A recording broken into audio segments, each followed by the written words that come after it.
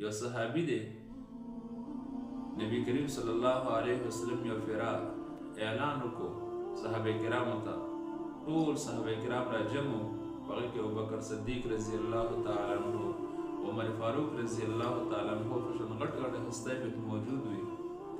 نبی کریم صلی الله علیه وسلم اعلان وکړو که چېرته زما نه څه زیاتې شوي وي د چا سره، نو ای خلکو راشئ خپله بدله زما نه واخلئ. ای زما صحابه که ما نه څه زیاتې شوي وي، په کومه خبره کې شوي وي، نو ای صحابه راشئ چې ما څه قسمه په چا باندې ظلم کړی دی یا مې چا سره څه زیاتې کړی دی، نو راشئ ما نه خپله بدله واخلئ. صحابه کرام رضی الله تعالی عنهم اجمعین یې سرونه ښکته کړل، ځکه د دواړو جهانو سردار مبارک او د هغه نه بدله اخیستل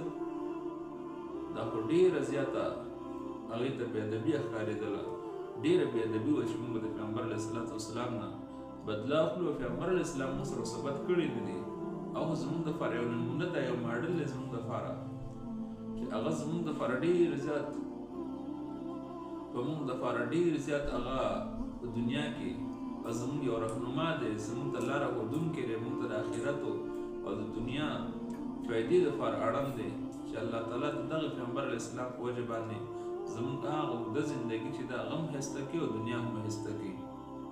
صحابه کرام رضی الله تعالی عنهم خاموشه شو او سرونه یې ښکته کړل. په دې کې یو صحابي دی، هغه اواز وکړو د الله رسوله صلی الله علیه وسلم چې کله تاسو صفونه سیده کول، نو په هغه ټایم کې ستاسو په لاس کې زه د صف کې ولاړم خو لږ دغه ومه، نو یې تاسو صف سیده کوه، ستاسو په لاس کې یو تیره لرګی و، نو د الله رسول هغه زما ملا سره لګېدلی دی او زه به خپل بدل اخلم. ابوبکر صدیق رضی الله تعالی عنه ورته ګوري، دا صحابي خبره کوي، او ابوبکر صدیق رضی الله تعالی عنه د ادب د وجې نه، د احترام د وجې نوم نه اخلي په خوله باندې، او بیا وایي چې څومره هېڅ هغه ملګري ته وایي ته که څه غواړې که بدله اخلې زما نه واخله، که مال دولت غواړې زه درکوم، خو داسې ونه کړې. نبي علیه صلات وسلام د هغې نه بدله وانخلې. دی وایي نه، پیغمبر علیه صلات وسلام نه به بدله خامخا اخلم. عمر فاروق رضی الله تعالی عنه رامخکې شو، وایي ته ووایه څه اخلې، څه غواړې،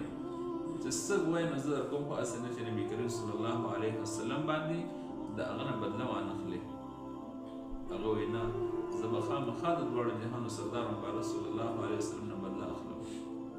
نبي کریم صلی الله علیه وسلم یې راپرېږده چې راشي، چې کله لاړ دسته که هم لاس کې ور لرګی ورکړو، وایي ته چې ما کله وخلې نو داسې لرګی ویل عام د الله رسوله، وایي هغه ټایم کې خو تاسو سره دا و، خو زما په وجود باندې کپړه، زما کمیس نه و، زما په غاړه باندې کمیس نه و، او تاسو ما له دغه لرګی چې و زما په ملا باندې ولګېدو، د الله رسوله زه به بدله اخلم، خو اخته شانې بدله به اخلم چې ستاسو په وجود مبارک باندې هم دا کورته نه وي.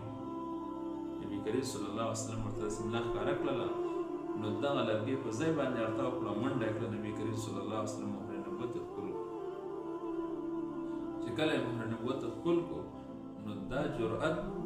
دا د صحابي ولې وکړو؟ د ډېرې مینه د محبت د وجې نه چې زما د دواړو جهانو سردار سره محبت دې زه ترې بدله نه اخلم، زه د نبي کریم صلی الله علیه وسلم نه څنګه بدله اخلم، لیکن د نبي کریم صلی الله علیه وسلم سره د محبت په وجه باندې دغه صحابي داسې وکړل. او بیا دا تمنا دې وي چې ما لرله چې دا به کله دا ارمان به زما پوره کېږي چې زه به د نبي کریم صلی الله علیه وسلم مهر نبوت ښکلو. د هغه صحابو به د نبي علیه السلام سره داسې مینه وه. بدله اخیستل خو لویه خبره وه چې نبي علیه السلام نه بدله اخیستل، لیکن په نبي کریم صلی الله علیه وسلم باندې به خپل سرونه چې دي دا به شیندل، هېڅ پروا یې د مال نه ده کړې، د اولاد یې نه ده کړې، د مور او پلار یې نه ده کړې، د خپل نفس وجود پروا یې نه ده کړې، نه یې د خپل مالونو پروا کړې ده. ولیکن پیغمبر علیه الصلات وسلام چې کومه خبره کړې د صحابه به لبیک لبیک، الله رسول بس مخاظر یو هر موقع باندې. ځکه هوښیار وایي که د یوسف په حسن ښځو پرې کول لاسونه، محبوبه ستا په حسن خلکو وشیندل سرونه. یعنې صحابه هلته که د یوسف علیه السلام په حسن باندې هغه خلکو ګوتې خپلې کټ کړلې، بیبیانو ښځو ګوتې کټ کړلې، خو د رسول الله مبارک صلی الله علیه وسلم په محبت کې خلکو خپل سرونه چې دی هغه ورکړل، هېڅ پروا یې ونه ساتله. خپل سرونه چې دی هغه یې ورکړل، لیکن څه پروا یې ونه ساتله د خپل ځان، د خپل مور او پلار، د خپلو وروڼو، د خپل بال بچ، د خاندان، د مال، د هېڅ چیز پروا یې نه ساتله. لیکن چې یو محبوب علیه السلام به یې لیدو، ټول غمونه پریشانۍ به ختم شو، ټول غمونه پریشانۍ